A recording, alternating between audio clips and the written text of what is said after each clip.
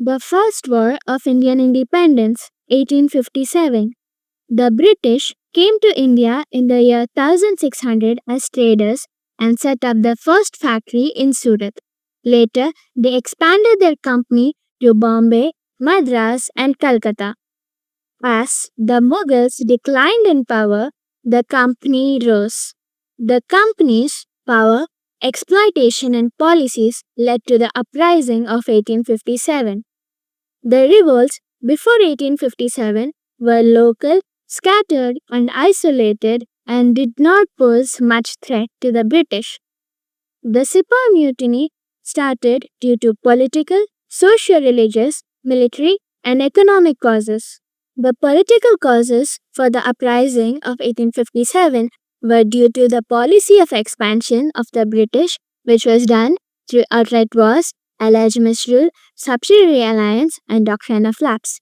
The disrespect shown to Bahadur Shah Zafar and the treatment given to Nana Sahib was not liked by the Indians. The absentee sovereignty of the British rule was much resented. Ever since the Battle of Plassey, the territorial power of the British rapidly increased. To expand their territorial power in India and to safeguard their economic and political interests, the British waged wars. The Battle of Buxar made them the masters of Bengal, Bihar, and Odisha.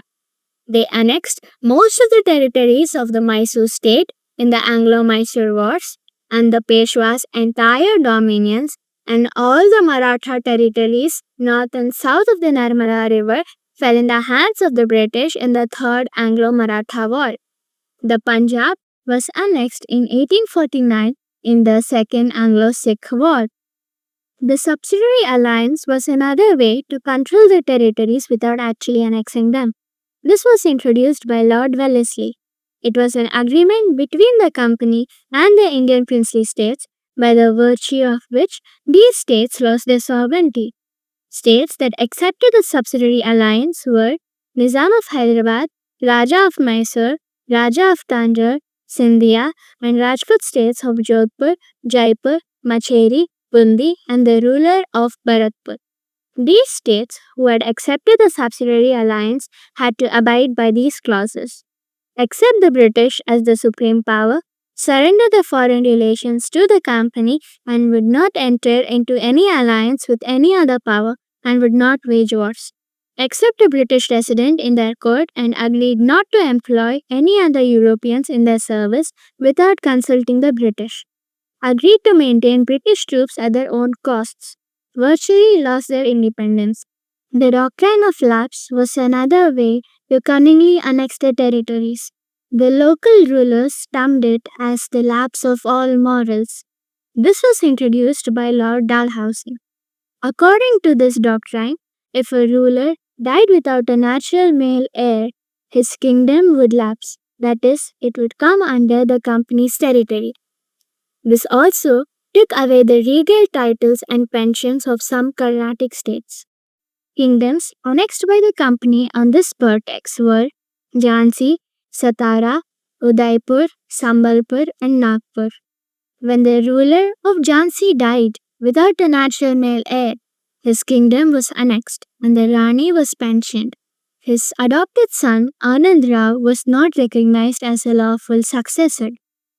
In the year 1856, Lord Dalhousie annexed Awadh on the pretext of alleged misrule.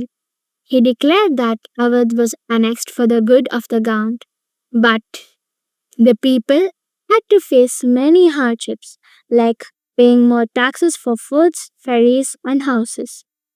Due to the dissolution of the Nawab's army, many nobles, officials, and soldiers were out of jobs. The British confiscated the properties of the talukdars and zamindars.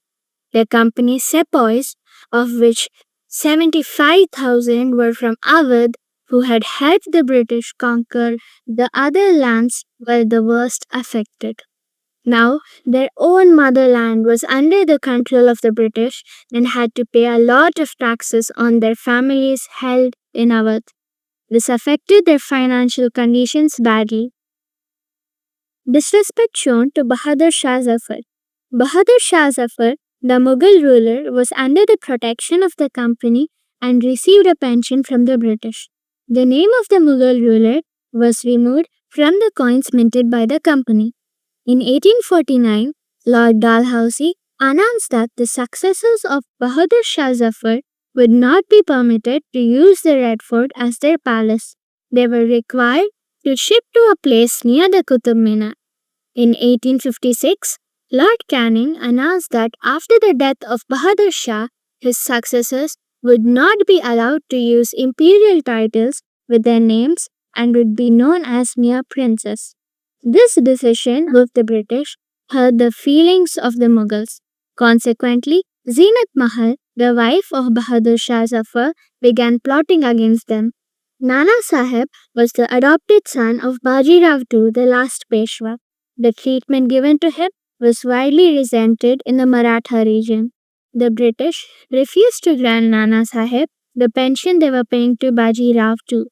Nana Sahib was also forced to move away from his family seat at Pune to Kanpur. Nana Sahib had inherited lot of wealth from the former Peshwa, which he utilized in sending emissionaries to different parts of the country for generating awareness among the Indians about the British policies.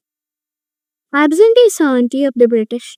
Absentee sovereignty of the British means that India was being ruled by the Britain government from England at a distance of thousands of miles. This was resented by the Indians. The earlier rulers like the Mughals, who had conquered India, had in course of time settled in India. The revenues they collected from the Indians were spent in India only. But in the case of Britain, the Indians felt that they were being ruled from England and India's wealth was being drained to England and not utilized for their welfare. Social religious causes that led to the uprising of 1857. Interference with social customs. The British aimed to reform the social customs of the Indians to improve the quality of life by abolishing sati and then allowing the widow to remarry. But then this was resented by the Indians. Apprehensions about modern innovations, such as telegraph and railways. The telegraph poles were thought to be erected to hang people who went against the British. And then, similarly, they noted that in the railways, the higher castes as well as the lower castes were made to sit side by side, which was not acceptable. Policy of racial discrimination. The British officers were rude and arrogant towards the Indians. They believed that they were superior to Indians and followed a policy of contempt towards the Indians. They dubbed the Mughals as cruel and unfaithful. Some European officers ill-treated and insulted Indians, which alienated the Indians from the British. Corruption in administration.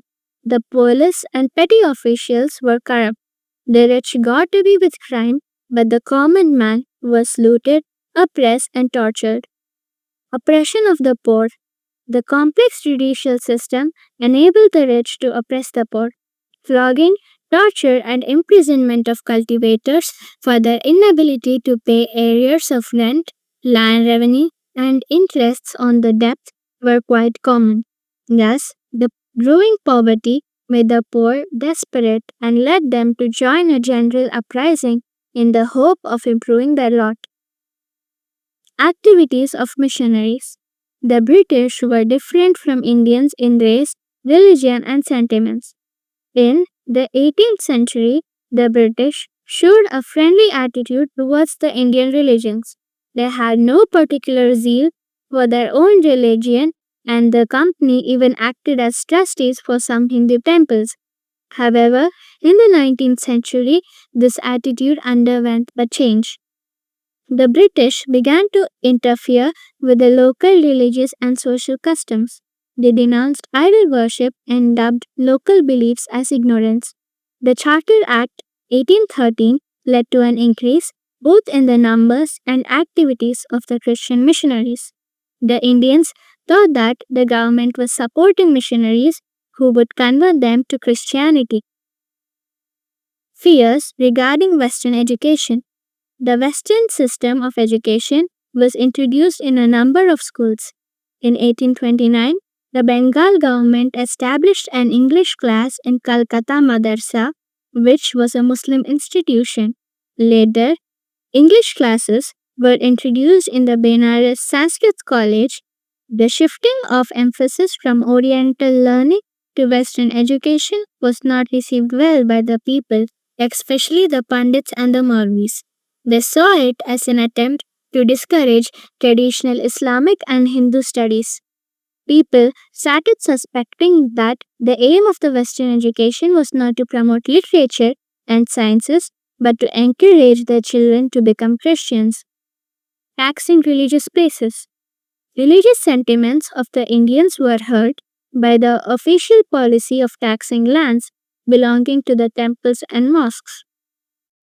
Such lands were being exempted from taxation by previous Indian rulers. The families dependent on these lands began to propagate that the British were trying to undermine the religions of India. Law of Property. The Religious Disabilities Act of 1850 changed the Hindu law of property. It enabled a convert from Hinduism to other religions to inherit the property of his father. The Hindus regarded this as an incentive to give up one's faith. The economic causes that led to the uprising of 1857. Exploitation of economic resources. The British exploited Indian resources for their own benefits. They made agricultural India an economic colony to serve the interests of the industrial England. India was forced to export at cheaper rates raw materials like raw cotton and raw silk that the British industries needed urgently. Plantation products like indigo and tea and food grains that were in short supply in Britain. The transfer of wealth from India to England, for which India got no proportionate economic return, is called as the reign of wealth. Till the Battle of Plassey, the European traders used to bring gold into India to buy Indian cotton and silk. However, after the conquest of Bengal, the British stopped bringing gold into India. They began to purchase raw material for their industries in England from the surplus revenues of Bengal and profits from the duty-free inland trade. Thus began the process of plundering India's raw materials, resources, and wealth by Britain. Decay of cottage industries and handicrafts. Heavy duties on Indian silk and cotton textiles in Britain destroyed Indian industries. On the other hand, British goods were imported into India at a nominal duty. By the middle of 19th century, export of cotton and silk goods from India practically ceased.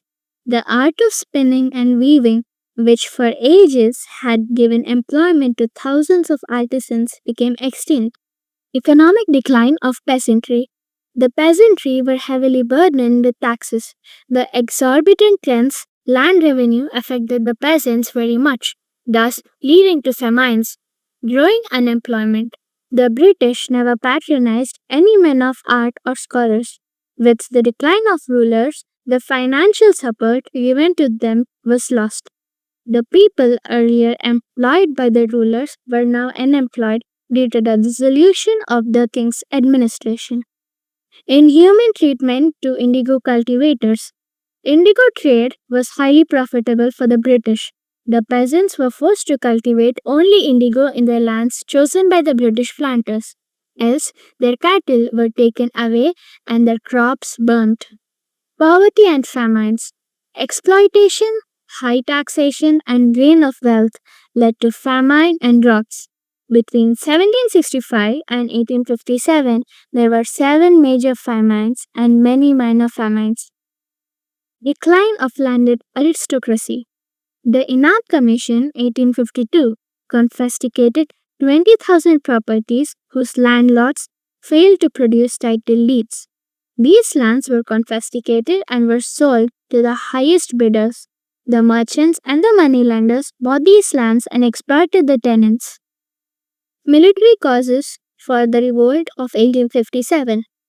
Ill treatment of Indian soldiers.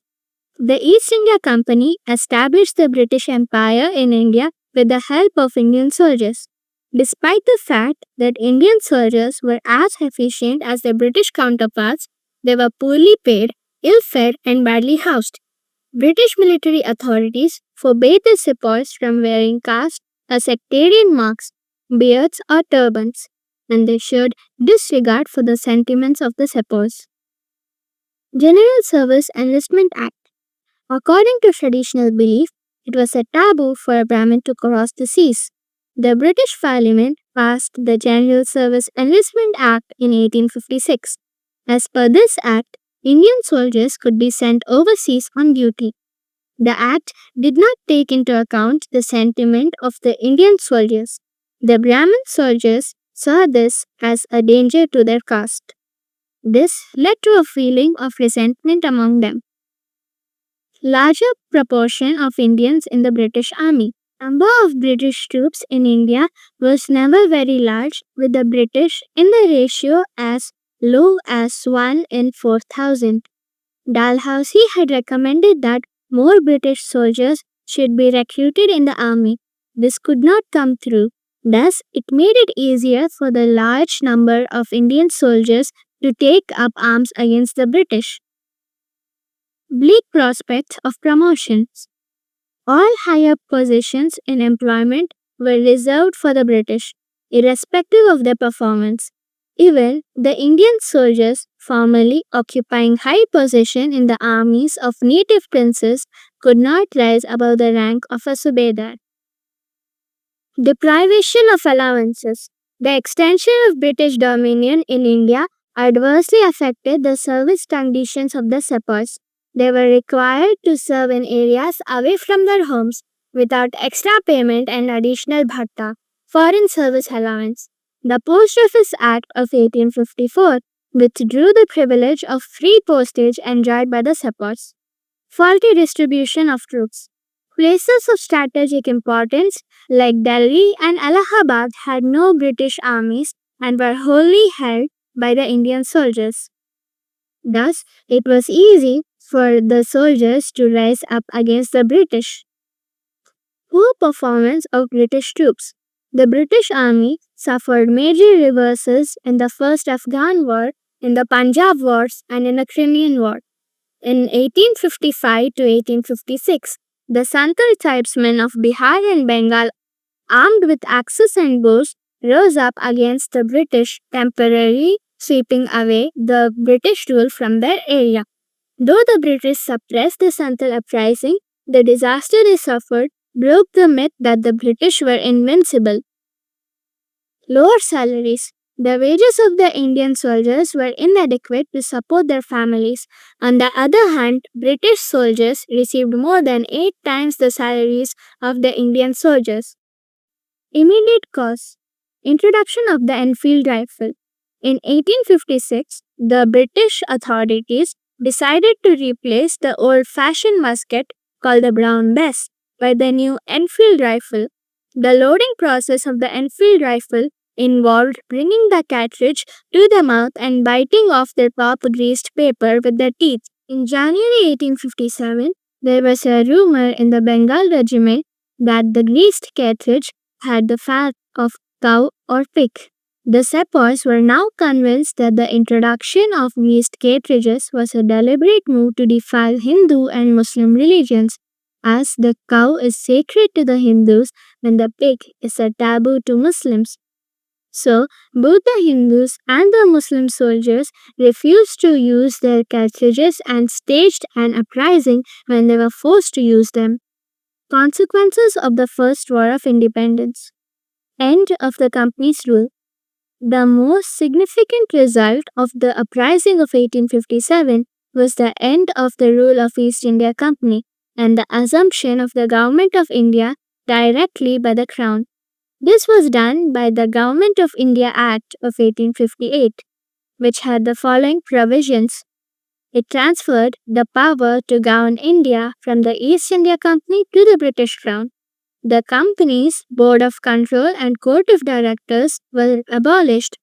A member of the British Cabinet was appointed as the Secretary of State for India and made responsible for all matters related to the governance of India. He was given a council to advise him called the Indian Council. Actual governance was to be carried on as before by the Governor General, who was now given the title Viceroy, that is, a personal representative of the Crown. Lord Canning was appointed as the first Viceroy under this Act. Queen Victoria's Proclamation. The Queen's Proclamation incorporating the transfer of governance from East India Company to the British Crown was made public at Allahabad on November 1st, 1858, by Lord Canning, the first Viceroy of India.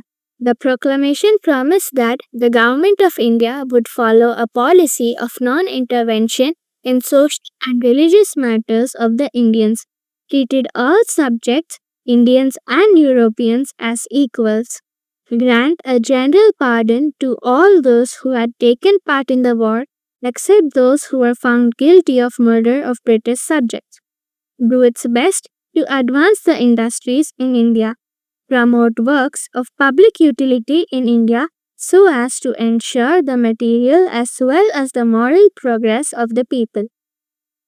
End of Mughals and Peshwas. With the death of Bahadur Shah II, who was deported to Yangon, the Mughal dynasty came to an end. Nana Sahib, the last Peshwa, had taken an active part in the uprising and had fled to Nepal after the failure of the uprising, so the office of Peshwa also came to an end. Thus ended two of the most formidable foes of the British, the Marathas and the Mughals. Relations with princely states. The policy of annexation and doctrine of lapse were abandoned. Some of the Indian princes had remained loyal to the British and had helped them in suppressing the uprising. Their loyalty was rewarded with the announcement that their right to adopt heirs would be respected and the integrity of their territories guaranteed against future annexation. Policy of divide and rule. After 1858, the British continued their policy of divide and rule by turning the princes against the people, province against province, caste against caste, group against group, and above all, Hindus against Muslims. They alienated the people from their rulers by giving them special protections and concessions.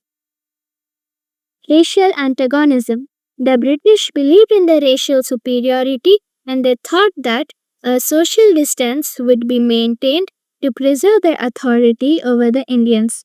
Railway compartments, parks, hotels, clubs, etc., reserved for Europeans only, were visible manifestations of this racism. Foreign policy. India's foreign policy was directed by the interests of the British government.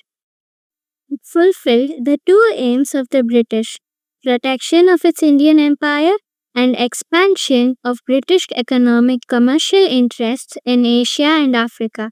The cost of implementation of these policies were borne by the Indians. For example, India under the British had to wage wars against her neighbors like Nepal and Burma, in which Indian soldiers had to shed their blood and the Indian taxpayers had to meet the heavy costs of the war. Religious changes. The British rulers declared emphatically their policy of non-interference in the religious affairs, customs, and traditions of Indians. Changes in the army.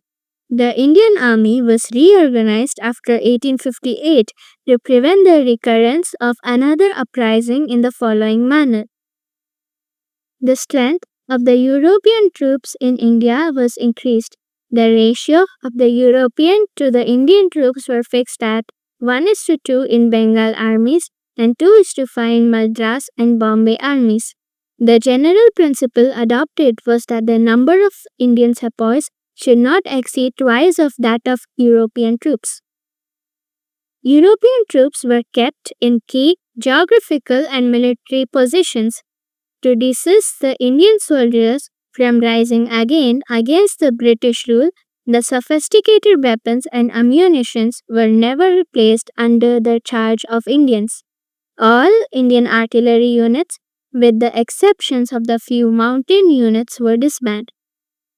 Discrimination on the basis of caste, religion, and region was practiced in the recruitment to the army.